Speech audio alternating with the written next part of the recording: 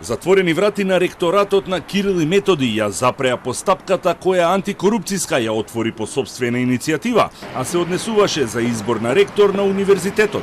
Од антикорупцијска соопштија дека причина е неуспешната достава на писменото известување до ректоратот на УКИМ и до ректорот Јанкуловски, кои според законот мора да се изјаснат за сомневањата и да дадат свое објаснување.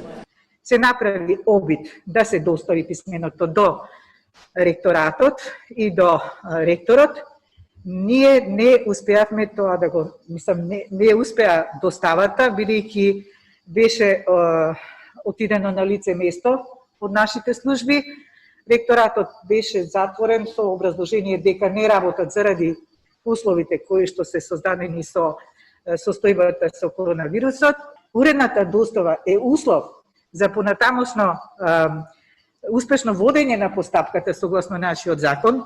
Ставот на антикорупцијска беше дека со тоа што ректорот Јанкуловски истовремено председава со Сенатот и е кандидат за ректор, има потенцијален судир на интереси и тој се поставува во позиција самиот себе си да се контролира. Предходно уставниот судија укина владината уредба со која се стави во мирување постапката за избор на ректор со оценка дека се нарушува автономијата на универзитетот.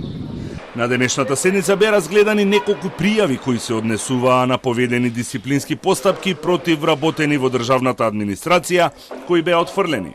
Вработените и во јавниот сектор и во администрацијата да не ја злоупотребуваат ова и да си дозволат дисциплинска неуредност, зацкривајќи се над можноста дека нема да се спроведуваат постапките. Кога веќе ги повикуваме вработените, би ги повикале и раководните лица да не се служат па со дисциплинските постапки како еден вид уцена во изборниот период.